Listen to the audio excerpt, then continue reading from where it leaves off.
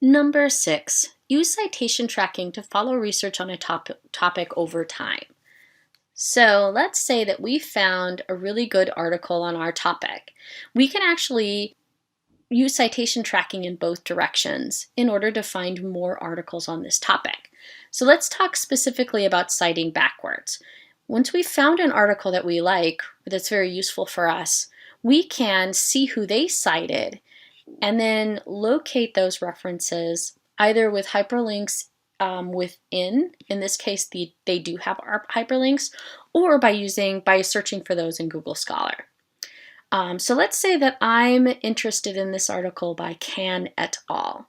So I'm going to grab the title of this article and I'm going to pop over to Google Scholar and search for the title of this article. So here we are. It found it even though I had this extra period in here.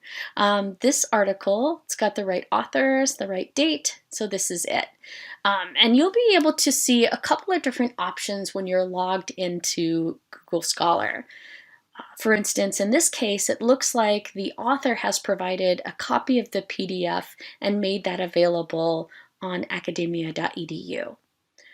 For this particular article down here, a publisher, Sage, has actually made this PDF potentially available through their publisher's website.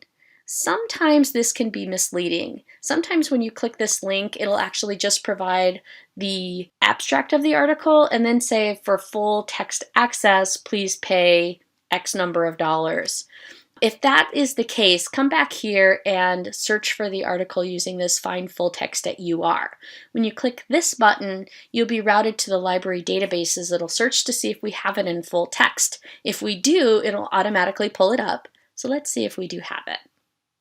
And searching for it now, if we do have this article in full text, it'll automatically provide that to you with the link to the PDF.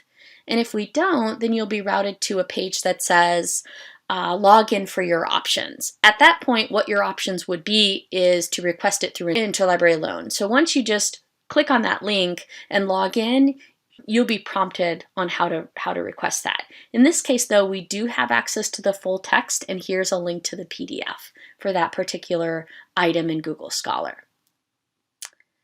Okay, so that's how we use citation tracking. So then we would go back to our article and select all of those different references and track those down using Google Scholar to find articles that also pertain to us or would be useful for our particular research.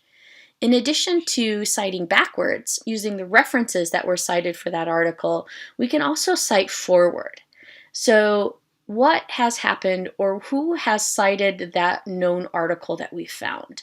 We would also use Google Scholar for this. So let's go back to our article and we'll scroll up to the top and grab the title of our article. So this article was published in 2015. We want to know who cited that article since it was published in 2015. So we'll grab the title of this article and copy it, and we'll pop back over to Google Scholar. And this time we'll search for that title of that article and search for it. Okay, so here it is. And again, we have those options to get it in full text. We already have this article, so we don't need it. But what we are interested in it this time is the cited by. This article, since it was published in 2015, has been cited by 25 other things. So we click on that cited by link, and then we can look through here and see what has been published and who was citing that, and potentially find other items that we can then track down the full text of and get either full text or via interlibrary loan. One last quick note about this Find Full Text at UR. If this isn't showing up for you, I can show you quickly how to actually get that. So when you're in Google Scholar, come up to this little hamburger looking menu and click on, in the settings, you'll have a link for library links. So click on library links, and if University of Rochester is already here, make sure the box is checked. If it's not, then you can just search for it, or any other particular university that you're affiliated. So let's say you're affiliated also with Buff State. So then you can come and click this box and click Save, and then the find at or find full text at Butler Library, which is the name of their link, would also show up for you. I'm not really affiliated with Buff State, so I'm not going to do it.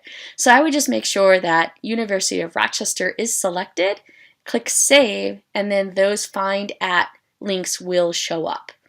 What this does is looks in our databases to see if we have it, and if we don't, it'll route you through to our interlibrary loan system. So make sure you've got those settings set up for yourself in Google Scholar.